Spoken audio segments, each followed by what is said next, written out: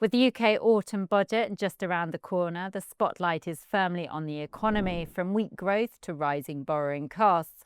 But with so much noise around the data, what should we really be watching? And what does it all mean for the cost of debt and the gilt market? Today, I'm joined by Shriya Samarth from our European Rates Dealing Desk. Thank you for joining us, Shriya. Thanks for having me. So there's a lot of noise around UK growth, inflation, and spending. From your point of view, what's the one data point that really matters ahead of the autumn budget? Yeah, you're right. There is a lot of data and headlines floating around, a lot of speculation, but I think to cut through it, the key metric is that public sector net borrowing figure that we saw just about a week ago. The last print was 20.2 billion of public sector net borrowing for September, which is really quite a lot, and that's about 5 billion higher than the previous print. We also have to remember that the UK's debt to GDP ratio is above 95% right now, but previously, before the pandemic, that average was closer to below 70%. That's pointing to a lot of borrowing and a lot of spending by the government. And all of that borrowing with little growth to show for it kind of hints that the UK might be in a little bit of trouble. I think growth and inflation figures can change and the market can interpret them differently. They can be fickle, but this public sector net borrowing figure really points to an underlying pressure on public finances. Now, Chancellor Rachel Reeves is giving us the autumn budget on November 26th, and she's got a very difficult challenge to stimulate growth in the UK while also staying within this £9.9 billion of headroom that she's built for herself. The problem is that the Office of Budget Responsibility might come back and tell her that within that headroom, she's also facing up to a £20 billion fiscal hole, which is massive. So something's got to give. The government is either going to have to cut back on spending, which is politically very risky because where do you do that? You might hurt a constituency, or they're going to have to raise taxes, which is the popular approach because they've already done it before. In the autumn budget last year, this government raised taxes on employers and also on VAT, so it's likely that that might be the approach they take this time to combat the fiscal hole. So you just touched there on public sector borrowing figures. Would you say they were worrying? Should we be alarmed? And how serious is the situation? Yes, I think they were worrying, but funnily enough, the gilt market actually shrugged them off when they came out last week. I think it was because the 20.2 billion print was actually lower than the survey expectations of 20.8 billion, which is a silly reason, but I will defend by saying the markets are flawed, just as the people who are involved in them, so it kind of makes sense. But look, there's no denying that this borrowing pressure is rising, and that's going to lead to a lot of problems for the government if it is not properly addressed. This print was the highest print since the pandemic and the second highest on record. So it is super concerning, but the gilt markets are choosing to follow an optimistic narrative. So for example, last week, manufacturing PMI showed up stronger than expected. Also, UK retail sales for September was positive. And on top of that, in August, the Q2 GDP number was 0.3%, which is technically growth. However, it's our job to read between the lines and look beneath the data into the surface. And what we can see is that debt is actually fueling all of these statistics. That Q2 GDP number, for instance, was heavily driven by the government's spending element of the formula for GDP. The trajectory that the government is on clearly needs some fiscal consolidation. There's got to be spending cuts or there's got to be tax rises to make the numbers add up. This is not just a short-term crisis. I'm afraid it's probably a long-term structural challenge. Now, just talking about the cost of debt, if borrowing stays high, is there a risk of a credit downgrade to the UK, do you think? I think before discussing a downgrade, we should address the elephant in the room as to why there might be one. And the reason for that is that the cost of new borrowing has certainly surged. So right now, the 10-year gilt is yielding around 4.4%. But in 2021, sort of in the midst of the pandemic, that was below 1%.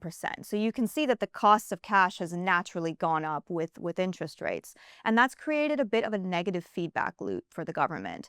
The government's clearly been spending more since the pandemic, but that spending comes with a borrowing cost, and that borrowing cost has gone up as we're no longer in as low of an interest rate environment. I don't think a downgrade is imminent, but any loss of fiscal credibility could trigger higher risk premiums. Markets are generally quicker than ratings agencies, so before any talk of a downgrade, we'd probably see a gilt sell-off first. It is important to remember, however, that gilts are more volatile than their peers. So, for example, in the month of October alone, the 10-year gilt has traded in a range of about 40 basis points, but the US Treasury and the German Bund probably closer to 20 basis points. Gilts are a little bit less liquid, and that means they're more likely to overreact to any whiff of volatility, which is why we have to be extra cautious going into this budget with our positioning. The StoneX rates desk does really pride itself on being able to understand those comparative quirks between markets to be able to sift through the data and provide some good analysis for our clients. So, given all of this, why would investors still want to buy UK gilts? We're in a time of lower volatility, and in general, as a rates trader, I love volatility. It's exciting, it creates opportunities, and it's a fun time to be a market participant.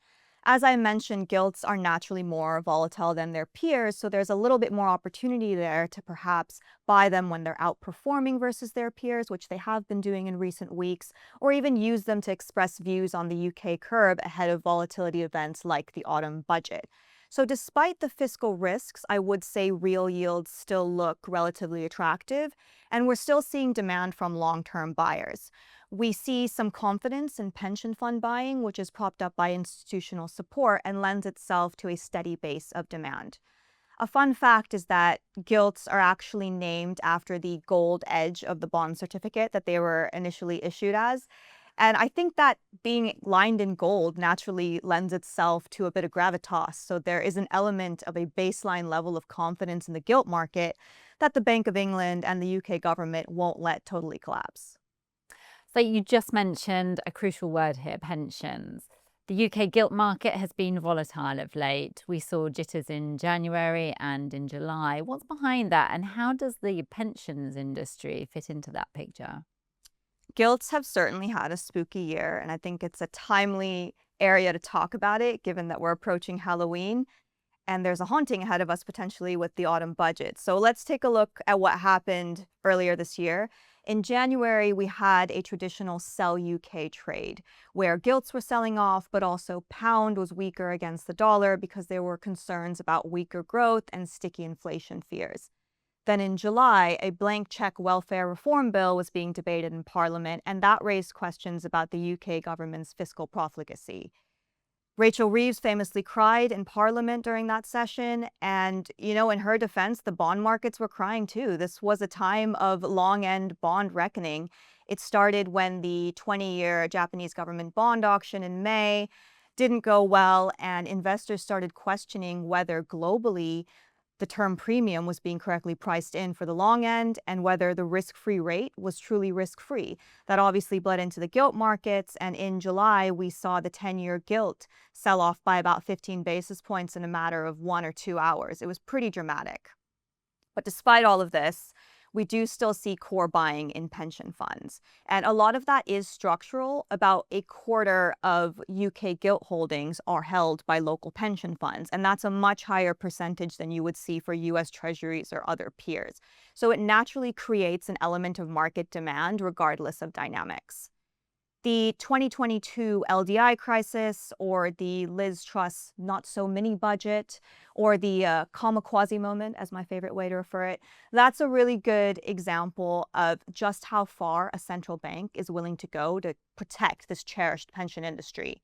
Gilt sold off pretty aggressively after that mini budget, and the Bank of England stepped in to provide a liquidity backstop, even though they were in a tightening cycle at the time, because they could not let the stability of this industry be compromised. Policy credibility and market calm are inextricably linked, and therefore it's naturally going to create industries like pensions that are too big to fail and have an element of entitlement and protection around them. Finally, Shriya, could you remind us of StoneX involvement in the fixed income market? Sure. StoneX Global Rates Desk is a market maker and a quality liquidity provider.